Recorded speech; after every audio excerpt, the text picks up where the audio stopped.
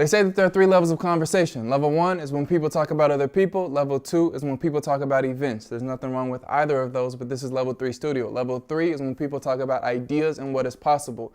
Welcome to Level 3 Studio, aka the Innovator's Oasis, aka Chef Jay's Kitchen, where we feed your body, feed your mind, and without a doubt, feed your soul. Let's take a toast. Forgot the last part.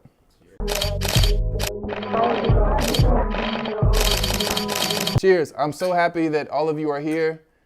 I love each and every one of you human beings for being present. I would love you if you weren't present. Cheers, Jack. Cheers.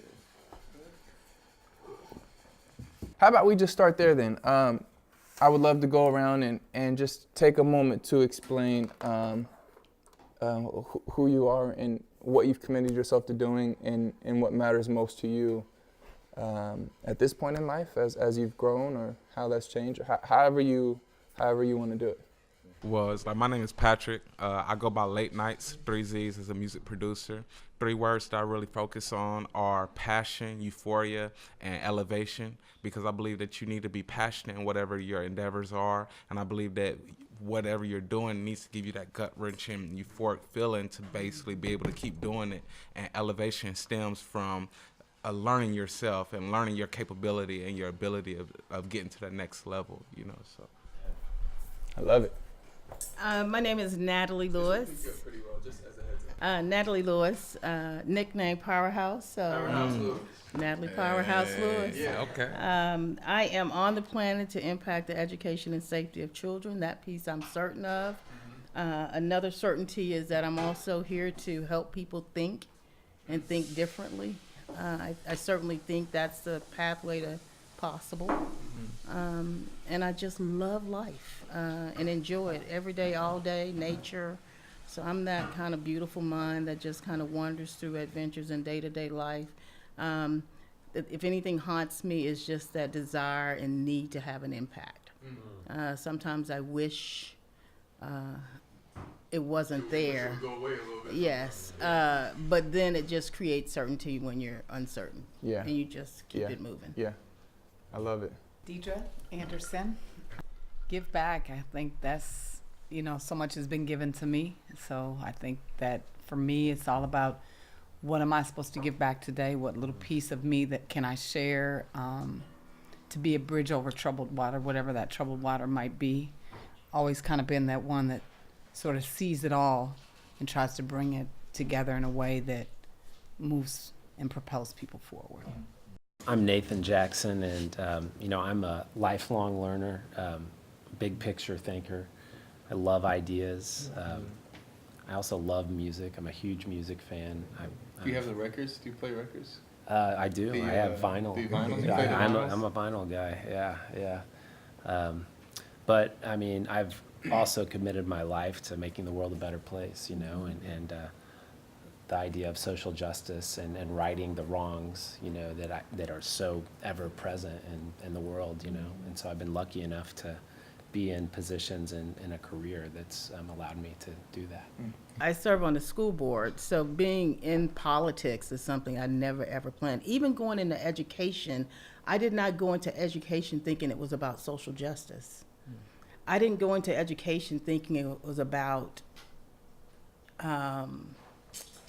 advocacy. I just went into education thinking I was going to teach kids how to read and how to do math and just that knowledge acquisition piece, and then developing themselves as young people and just encouragement. When do you know when that moment happened, when you're like, this is about something much more than I thought it was? Absolutely. When I got in the classroom and I realized all the things that my students showed up with, and how much was related to poverty and social injustices, and then by the time I got to Kauffman Foundation, working with the Scholars Program and First Generation College, I mean, the more we worked to have solutions for the current body of students that I was serving, the more I realized that this was a bigger problem. And my undergrad's in chemical engineering, so I think at a systemic level. So I think it's also so that mind that I brought into it, and then being in corporate and working with top company, I brought all of that into the field of education. So as I started to try to come up with solutions for my my kids that I serve, then you get further and further into what's the problem. Yeah. You talk about being a 10th grader and not quite sure what you were doing and all that. I think for me, sometimes you're just taking steps. I mean, my steps just happen to be the almost boring, while you go to high school, you graduate from high school, or you go ahead and go to college. Oh, wow, I was supposed to go to college. I went to college. I got to go get a job. Okay, I got a job, didn't like that job. Okay, change job. I mean, all of that, probably up until my 30s. I mean, the most I did was I didn't see this yearning to give back and have an impact. It wasn't how I was wired. I mean, I was just being successful and a good citizen and going get a job and making money and climbing the corporate ladder. And my corporate choices had nothing to do with giving back and impacting anybody. Now, I may have volunteered in grad school and undergrad. I was always volunteering doing something, but it was just a little piece of it. You know, the sorority, it was just a little piece. Service was a little piece of it. It wasn't the big piece. So, you know, I think there's no rhyme or reason to anything. I mean, some people know at a young age, this is what I've always wanted to do and all that. I wasn't that child. And you can almost mess up a child or mess up a young adult having them to think that they should already know. Yeah. I mean, if you don't know, and that's another piece, I used to think that whatever my purpose was, I was supposed to be doing it from day one constantly. Yeah. And you study people that have been used for greatness, and I suggest that. I mean, just start picking people, you know, that have been used for greatness. Some didn't start till they were 50, 60. Some, it was just an instant that they stepped up to the character. I watched Hotel Rwanda. You're talking about someone that ran a hotel. And just because how he managed a hotel and his character and his relationships that he built with people that had nothing to do with where he ended, you just didn't know. It was just how you ran your business and relationship. But then when the time came for him to step up, he stepped up. Yeah. And then those relationships became critical in situations that he would have never predicted, never scripted, never worked toward any of that. Yeah. So I think we overburden ourselves with but just enjoy life. Just do it. You know, when you were talking about taking for granted experiences as a youth, I had an interruption in my youth development because of being wayward and having a mother that was like not on my watch. Mm-hmm. And so I ended up in a boarding school in the middle of nowhere in Iowa. And when you get in touch with nature and the earth, and that's all you have, and you don't have technology, and you're on a farm in the middle of nowhere, you find yourself.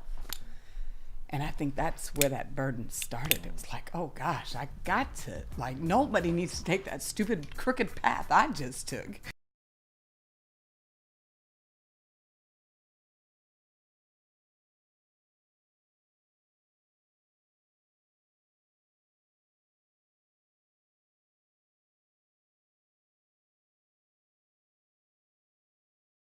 Rachel, I'm gonna put you on the spot. You used a great word. She took a deep breath. This is the bad time to put you on the spot. She was like, uh-oh. She used a great word, integrity, and she was talking about it in a way that's, I don't know how I'm gonna make this. There we go. Yeah. There we go. Come on. There you go. We can get you. Yes. Okay. Under your face. Okay. Boom. Right there. There. On the spot, Rachel. You're here. No, because I really valued what you were saying about integrity and how you were looking at it. And so I'd just love to give you a moment to share that. And then I would love your all, because I think integrity that's been it for me, right? Like integrity, as you were saying, like it's not so much about the guy at Hotel Rwanda. It's not so much about the things that he made plans to go out and do. It's just the how he decided to live. Yeah. Yeah, so for me, integrity is looked at as a value system, right? As if like, okay, what's the right thing to do in this situation? And that's, at least for me, that's how I was raised and that's how I was taught. And like, just have some integrity, and like, what would you do if you had integrity, right? But in reality, what integrity, at least what I understand it to mean, is being whole and complete and staying true to your word. And when you're whole and complete in yourself, there's so much more self-confidence that you have naturally just walking out, because you are in integrity, and it's not a value system, it's a way of being. Yeah, yeah. What gets in the way of that from your experiences?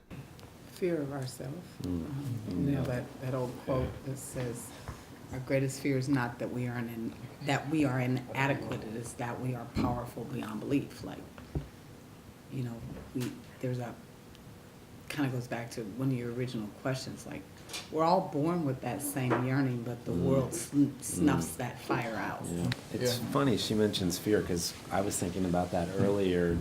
I saw a sign one time that says "Fear eats the soul," and I've kind of always lived by that in a way. You know, it's like if you let fear change you, you know, and your sort of that calling, then it makes me think about, you know, people and how they choose their career paths. You know, what makes like a really successful corporate attorney choose that path over, you know, being the, you know, local, you know, DA. None of us needs to be better. We just need to better be. Like it goes back to that acorn, we're already those things. You just need to better be. But you think about, you say what gets in the way? Human beings, parents, sisters, siblings, media. Gregory Porter, one of my favorite artists. Have you ever? Who is it? Gregory Porter. Write that down. He's a jazz vocalist, and he sings this song, "Painted on Canvases." And he says, we're all painted on canvases. But other people put the paints, and he was like, can I just choose the colors you use? You know, so it's society, it's parents, it's good intention, it's bad intention. We all get messed up at some point. And then we have to figure out how to unmess it up. How to until, you know, and begin, regardless of what it is. It's just human nature. It kind of goes. Go ahead, it kind of dives deeper into intuition. You know, sometimes we have this interest that we have in our gut. Yeah. And we see these signs, and we consistently see these signs. But then these people, they're trying to mold us. They're trying to shape us in what they believe that our potential shows them. Yes. But it's not really genuinely what it is in us. So it's like, it goes back to that fear. How can I be authentic and have integrity to myself, but at the same time face my fear to become who I want to be without disappointing the people who see me otherwise? You're never done figuring out and being your authentic self, because it's never done unfolding. You never get to the point where you fully know who you are, because it could be a conversation said, something happened, and I reacted. I'm like, wow, what was that about? Why am I reacting that way? Why, you know? Because you're not done being exposed. Every day you're exposed to something new and different. From your all's experiences, whether personal or close to you, what do you feel like have been the, for lack of a better word, traps that have maybe gotten in the way of that journey really taking hold in your life? I mean, I'll go back to fear. You know, it's the fear of failure, or the fear of not choosing the right path. You know, or you know, it's not making enough money, or, you know, whatever it is. Those things are always sort of nagging at you, you know, when you're trying to choose that kind of true path, you know, and it's balancing that, you know, finding that the ground that is your right path, you know. Yeah. I don't want to get deeply spiritual, but like no, you're talking for me, I'm Yeah. like not obeying the spirit within, and like, you know, like that's not intuition, that's the spirit. Like that's the spirit moving in you, leading you in the direction you know you're supposed to go, but just not doing it. And you know, just not heeding the, you know, first it's like, no, you shouldn't do that. It's a yellow light. Then it turns into a red light, and you know, you just keep on going, and then you could get knocked down, and we all can get back up, and we do get back up. But there's so many things in life that could be avoided if we would just heed the spirit within. You know? And I think the moments of life that have given me the greatest clarity is when I did like Jesus did and just stepped away and found that quiet place. So when you're asking me about like getting up so early, that's the only quiet time of the day. It's the only quiet time of the day. But I gotta avoid the urge not to pick this thing up. You know what I mean? And like just even if you're up early, be quiet and be still and know, because you won't know what that thing for the day is even supposed to be, because you just let somebody else influence. I always say I am not wired to live a fill in the blank life. You know, you graduated at this age. Okay, wow, fill in the blank. Did you go to college? No. Okay, what college did you go? Okay, who'd you marry? How many kids did you have? Oh, where'd you live? That's a fill in the blank life. And then that's not only a fill in the blank life, somebody else has written the paragraphs for you. Yeah. So I can't do that. And I don't even need to know at this point, it took a lot to get comfortable here. I don't even need to know what the next paragraph's going to be. So it comes with stability, but then you need to be able to pay the bills. You need to have somewhere to live. There's a lot of opportunities that's going to come and go. There's a lot of money and fortune that's going to come and go. The fear that you've lost it and it's gone forever, I think it's what freezes us up. And that it won't come again, or you can't get it again, or there's not more down the line. I think I still sometimes think about that from an earning potential. I mean, I went to MIT undergrad. Some of my friends are astronauts and crazy stuff. But so then if you compare your earning and where you are and what your lifestyle is and what they're doing, and they're on private plan, they have access to, if you start comparing that stuff, and these are your peers and your dear friends, it gets in the way. And if you really want those things, then be comfortable telling yourself that too. And then figuring and trusting that it's going to come to you, or you can earn. I believe now, I think, that you do what you love and the money will follow. I certainly know I need to do what I love. Now, whether the money's going to follow or not, I'm not quite sure. And I'm not willing to go do whatever to go get the money, but I still want some money because I still like having chefs prepare my meal. But then that goes Chef Jay, will you come jump on here real quick and answer this question? I'll put you on the spot. I'm putting everyone on the spot today. What would you say is your biggest fear, man? My biggest fear, I used to have a biggest fear. I'm fearless now. I'm quite fearless. Okay. My biggest fear used to be not living up to the hype. That was honestly my biggest fear. Like the hype that was generated about you, yeah, or what just everybody thinks. Like everybody, I hear this a lot. Like, oh man, you going big places. Oh man, you doing big things. So I used to be like, well, how? You know, like what is everybody seeing? And it was scaring me. It was like, cause what if I don't go to these big places that everybody is thinking? Then what? But once, I sat down and had a long talk with my mom. So you have to stop pleasing everybody else, including me, and start living on your own and living for you. And so, like, that was just, honestly, that was like my biggest fear. And after that, I'm fearless now. I'm like Floyd Mayweather, Mike Tyson. Can you take me out? Yeah. Featuring Chef Jay. I think it goes back to what you were saying, like the fears, but also adding on to those fears that you mentioned, like the fear of acceptance. Are you going to be able to be accepted to be fully who you are? And then on top of that, like kind of going back to what you were saying a little earlier as well, like being able to create sustainability from what you're doing, what you're passionate in, so which dives me to my question: how important do y'all believe sustainability is in creating your future or creating the standards of your life? I've just always known and believed that when I'm doing what I'm supposed to be doing, which is following that spirit within to do what I've been called to do, then the sustainability is just naturally going to come. What I have to learn to accept, though, I might not get it at the level I want it. Those times of having the least have probably been some of the most fulfilling times of my life, where, okay, you only got $50 left between paychecks. Everything's paid for, but it's a good time. I believe that the Lord has all of this figured out. No matter how much I put on paper. I mean, when I look at the people I connect with, when I connect them with, it blows my mind. Fake work to me, if I had to come up with a definition, is me doing things that, me taking the steps to get somewhere without it being divinely guided. And me thinking I'm doing things, or it's my degree, or I think things are done through me. I really believe that. And that I have certain talents, I have certain abilities, and they're used to do things through me. So I can only be effective if I'm surrendering to that acorn to, that's the only way I'm going to ever be effective. You want it to be sustainable, because I'd rather be grateful than faithful. Any day. Any day. I'd rather just be grateful. What are the things lately that you have given yourself permission to do that you wish you would have like 20, 30 years ago? Not do the dishes. Jay. I don't like stuff to be out of order at home, and I've learned that I need to rest. I have a 13-year gap between my daughters. And I ain't gonna lie to you, this 12-year-old. Like Something's going her on. anxiety is out of control, and it's because of that bombardment and all that stuff that makes her compare herself.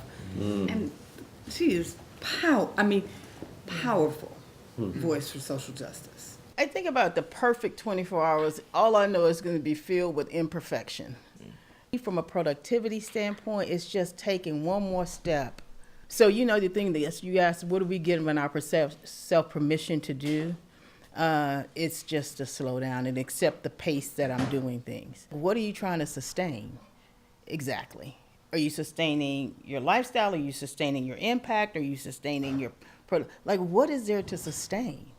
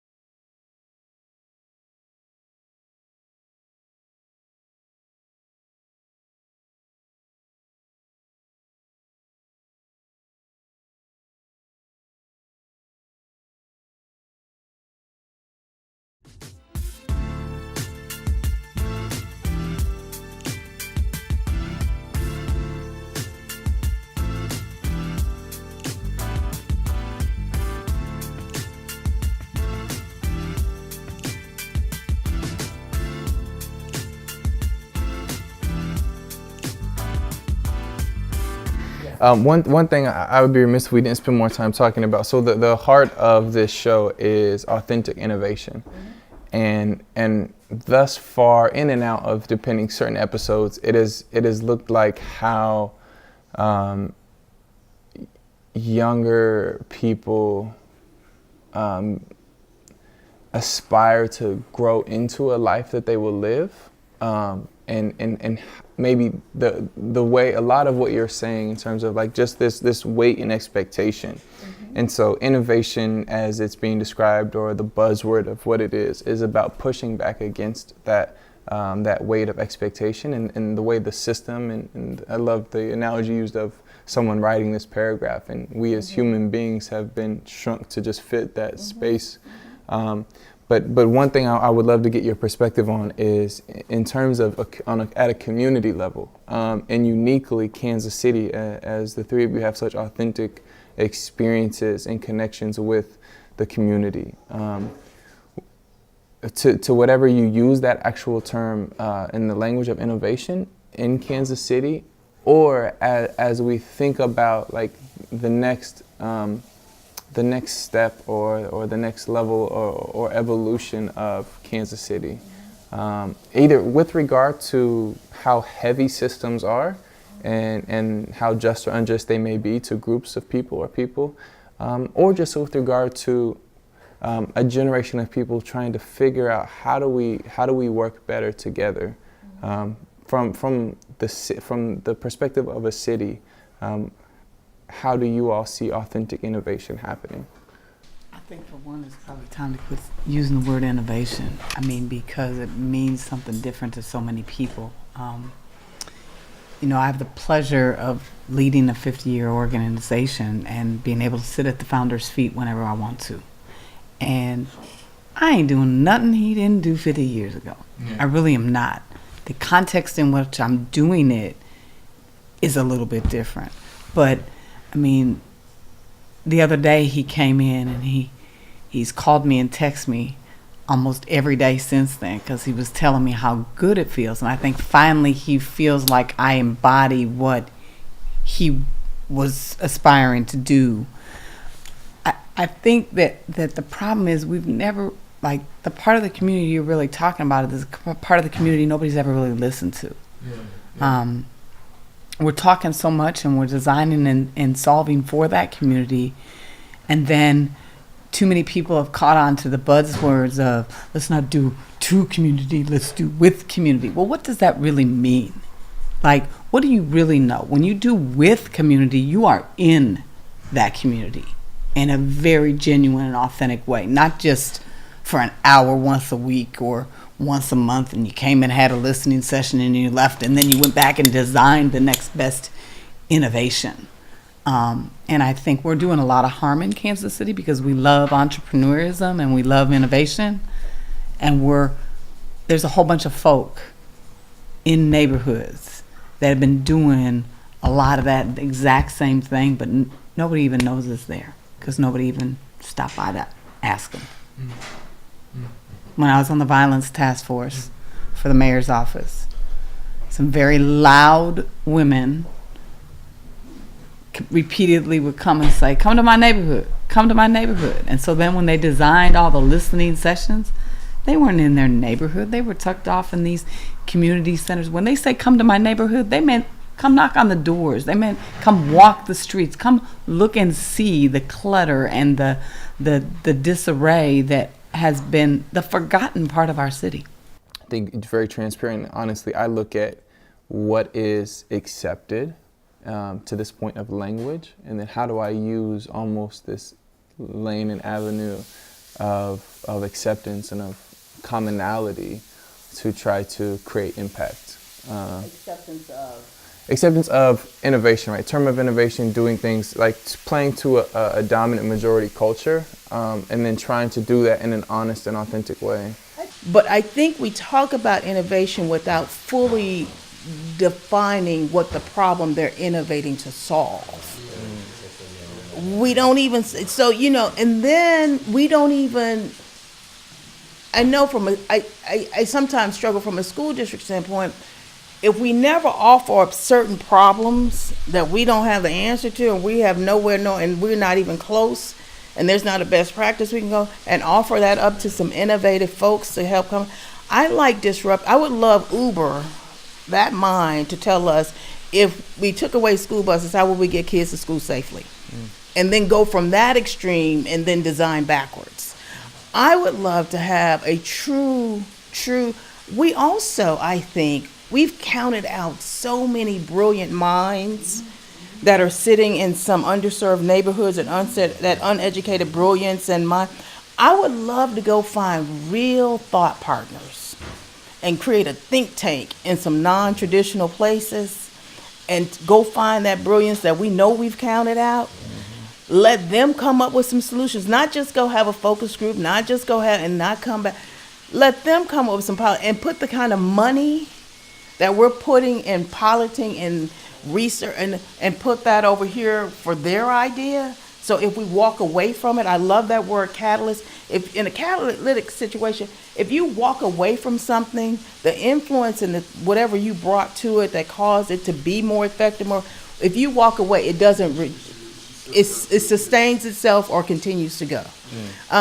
So I think we still have a lot of great opportunities for innovation. I think even some of the people, I say the fact that we're all in this city at this given time, even at the Innovation Center over at Kaufman, there's some folks over there that weren't there, and they're rethinking things, and they think differently. So we have the right leaders in place. I think that we can challenge them in a way that we should take it out for a spin. I mean, we really should. And I think we have enough Kansas City is a unique place. At one point, I thought I had outgrown it and I needed to go work in D.C. or somewhere. But when we get it right here, and it is when we get it right here, it will serve the nation. We're doing national level, international level work. We just happen to do it in this city. But I think it's going to take shows like this. I think it's going to take voices. And I say we have a lot of conversations, but we just need to have them differently. Yeah. I really want to hear yours too, but I feel like I missed the gem from you, Deidre. What has been the most consistent over that 50 years? When you said that the work that you're doing now was the same then, like what has truly stood the test of time? Intentional connection with the community, and constantly trying to know and understand. I mean, I've been there going on 6 years, and it's not the same community it was 6 years ago. And, you know, just listening to the community and trying to be a voice for the community in a way that is not coming at all from a deficit mindset. I see a lot of despair and tragedy, and what normal people would see as despair and tragedy, and I see it as an opportunity to overcome. And I think that's what Reverend Mann and the founders in that community saw as well. I mean, we started because it was like, Reverend Mann, you got to help these women get off welfare, and we believed that that's what we were going to do, and we're still working on that. I think, you know, Deidre hit on a good point about innovation. Well, just the idea of innovation and startups and all of this, it's tied so much to money, you know, and making a profit and or saving money, right? And I think that sort of connection, which is inherently not a bad thing, but when it's in the community mindset, it gets linked to problem solving, you know, and you know, as you two are talking, it just makes me think about, you know, how are we seeing our work? You know, are we seeing the community as a problem, or are we coming alongside the community and making a better community for the entire city? You know, for everyone. You know, and that just really resonated with me. Yeah, I love that statement. Yeah. And I love how you all tie the perspective of seeing innovation. You've seen it as more of a problem-solving thing. You've seen it as more of a, like, you know, you've seen it in different perspectives. And it's crazy from a business perspective, you look at innovation of how can you create a new market by tying two things that weren't together at first, like a car and an audio system. That's innovative. You know? But now it's like people see the need of an audio system in a car, all because they were pushed that initial force of innovation, you know. But when you tie it on to people, how can you create innovation to create change? How are you seeing it? And that's basically what ties to what you just said. How are you looking at the word innovation, and how can you tie that to your work and its impact on the community? And everything doesn't require innovation. That's right. Some of it is just basic problem solving and doing research best practices and implementing those. Doing what you need to do. Yeah. I mean, and we haven't been effective, or we haven't been honest, or there've been systemic stuff. I mean, some of it has nothing to do with innovation. Well, and you talked about collaboration earlier. I think that's essential, and that's something that I've seen in my time in Kansas City in the nonprofit world, kind of forced upon us by the foundations and such, but it didn't exist before, you know. And I think, not that we're at a perfect place now, but I think it exists, that we're more open to it now. At least that's my perspective, and I think that's essential. We've got to work together. Take some time to share about the cafe and the aspiration and the hope and the impact and where you're. So I work for an organization called Reconciliation Services, and we're at 31st and Troost. We've been there for a long time, right across from Operation Breakthrough, but a lot of people haven't heard about us. We are actually opening a cafe. It's called a Donate What You Can Cafe in June. In our lobby there, we're actually under construction right now, but the whole idea is, it goes back to our mission at Reconciliation Services of bringing people together of different backgrounds, and, you know, erasing that, you know, traditional dividing line in Kansas City of Troost Avenue, the racial and economic dividing line. So the idea is, it's kind of a pay it forward thing, and it's not a new model. It's been in the United States for a while now. There are about 50 other Donate What You Can cafes in the country, but this is, we believe, I think it's Kansas City's first. And the idea is that you come in and, you know, there's a suggested donation, and, you know, maybe some folks will pay a little bit more and pay it forward, and others might just have a couple bucks in their pocket, and that's what they throw down. And, You might have some homeless folks who don't have anything, and they can get involved and volunteer for a meal. So, but it's really about, the goal is to bring people of different backgrounds together, who you might, and have a meal with people, food and community, that you might not have anywhere else. I think about, man, I was thinking about a lot, but one of it is like, it's scary. It's scary to be around people that you've never seen. You don't know who they are, where they're from, you may have heard these tales about who from any side, right? These tales about who people are. But in your experiences, what have been the things that really allowed people to come together? Even if that was present and acknowledged, what were the things that really helped bring people together? I mean, the first thing that comes to mind and I get fascinated about is like studying national disasters and disaster relief strategies. I think that's when you find a situation where people let down their guards, and like if somebody's buried under something, I'm not going to stop and debate my philosophies about certain things. We're going to work together to get this situation. So people kind of come together for national, and then they go back into their separate corners and things. So I think about that kind of stuff. So there's by default why people come together, intention why people come together. I think families, I'm fascinated by the connection of a family. I think sometimes God created that connection of family because you have to stick around. I mean, no, seriously.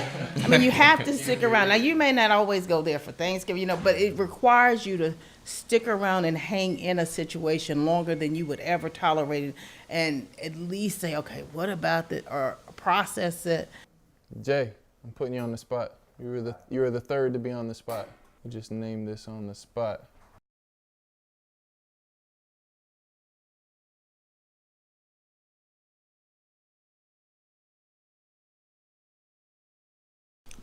Food. Yeah. Food all the time. Like a lot of religions use food to symbolize community. Happens everywhere. Is that it? Cool, man. Cool. I believe music brings people together. Music is a powerful driver in conveying that emotion and that spiritual hope and well-being. Babies. Oh, yeah. Oh, yeah. Babies bring people Everyone together. gets their hand on a You know, I mean, and not everybody loves babies, but babies do create an emotional reaction, even if their crying agitates the heck out of you. But I mean, there's just something about a baby. Volunteerism, I think, kind of speaking to the natural disaster thing, people come together for a common purpose, and but it's a process, I think, who you were talking about earlier, it's those kinds of attitudes and fears, they don't change overnight, and I think it takes a commitment to that as well from people. I mean, there are those sort of natural things we just talked about that bring people together, but to really keep that, To keep people together. yeah, that requires a commitment and more of an intentional approach, To the best of your ability, if you had to lay out the steps of bringing people together and keeping people together, and then when you keep people together, those people doing something together, what would be part of those steps? Coming together for a purpose, creating and putting it out. I'm sitting here wondering, okay, why do we need to bring them together and keep them together? And, because I'm a person that I used to be an off the chart extrovert, but I am embracing my inner introvert, like all get out. So I think if the whole purpose is to impact and have influence, I think the question is, how do you create a system or a framework that allows those that want to move in and out of it and have their impact? Because everybody's not, I don't think, called that their entire existence is about whatever we're working toward.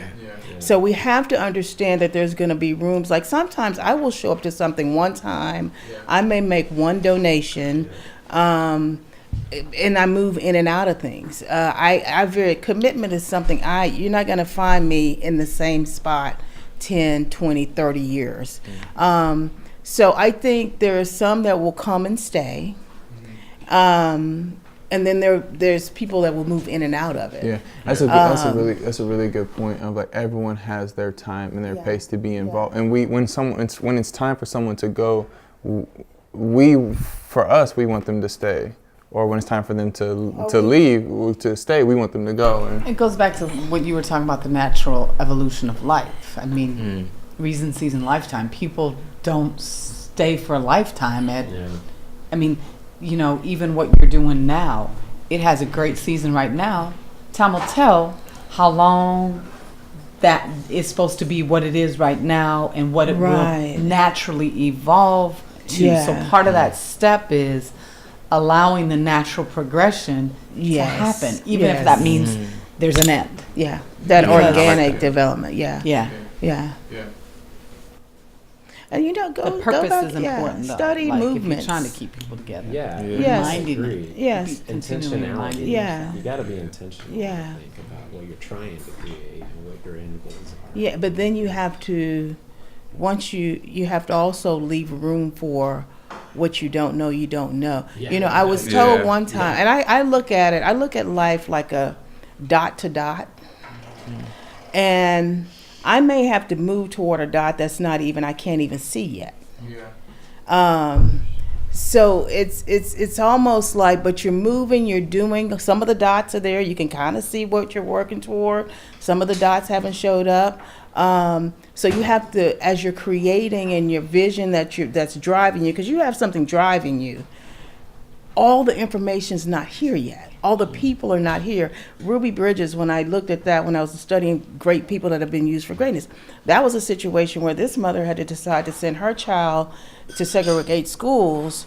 And it wasn't until the day she went and the marshals had blocked off the street that the one gentleman that ended up being pivotal, thank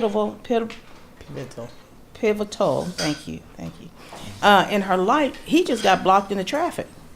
And just stepped out of it when she happened to be going in, but he was a therapist that worked with kids that have been exposed to drama, and then he went and inquired about it. The teacher that was supposed to be there that ended up teaching her, she just happened to move to town because her husband had been relocated, and she just went to the school that day to look for a teaching job. I mean, so had her parents needed to make a decision with all the dots and all the people in place, it would have never happened. Yeah, if she would have tried to go out and if you need all the lights to be green before you leave the house, you will never leave the house. Right. I mean, so as you're creating and walking through on this vision that you have, just trust that it will unfold. Oprah could have never created what she created had she waited for she waited to know how to do it, and what people were going to show up and what people were going to stay. And I mean, you all are doing powerful work, and it'll happen. Yeah. It'll happen because you're taking steps. Yeah. Seems like we're about to break for the food. So, man. That's a good thing. Yeah. That's good. Let's eat. Oh.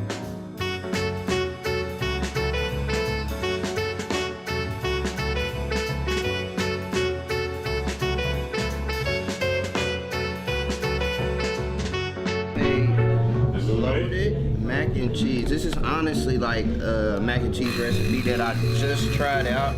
It's not the normal one that I really make. I just wanted to see how this will come out. It's okay, in my opinion. Everybody seems to like it. I'm not too excited about it, but it is what it is.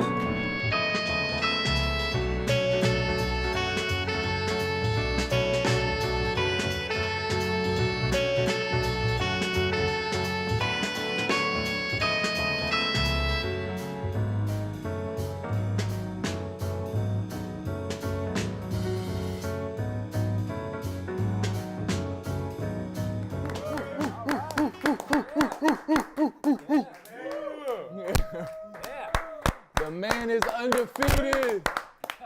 Chef Jay. What's up?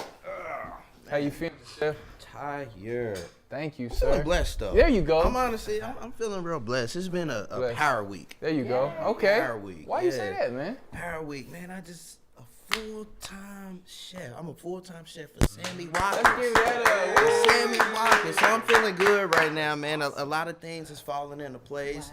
that can be a full-time job for me now. It's a dream come true. So a lot I'm of proud power of you, man. moves. A lot of power moves. Proud of you, man. Yes, thank you. Cool. So this last segment, Innovators Toolbox, really quickly, we'll go around.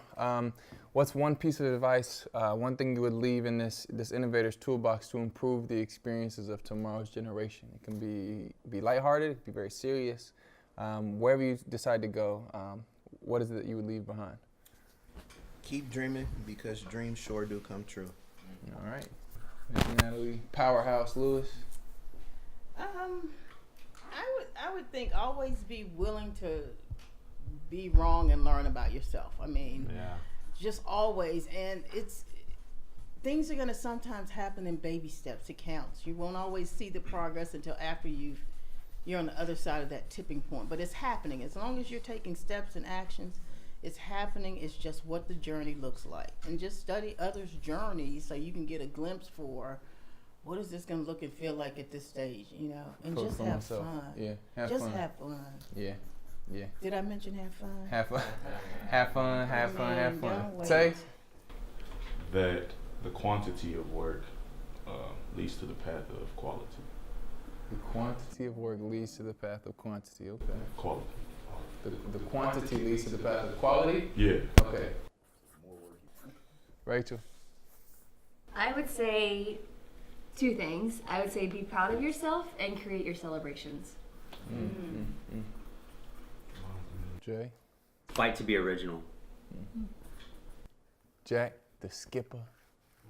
Go find podcasts that appeal to a problem that you're having right now. There you go. I'll take it. Nothing. I have nothing. Nothing. Nothing. I like it. I'm taking nothing. And I think there's something powerful in there because if you understand the creative process, you have to tolerate and be and allow the nothing time. Because that's something may come at 3 a.m. when you get up to go. I mean, so it can't be forced. Yeah, you're right. So I think there's a lot of power in that It night. can't be forced. That's what it was.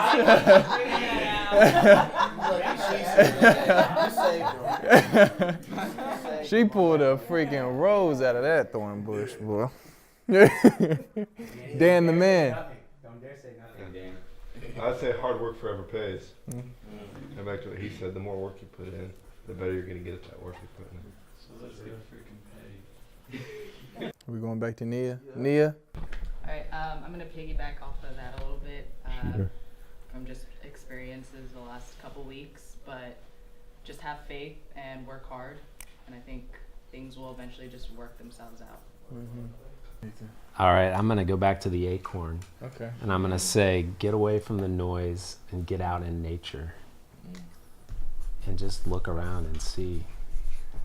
Take a hike, Look at the trees. There's a lot to learn. It's so much. Yeah. Mine was actually timed that. Mine Okay. was explore, discover, and implement.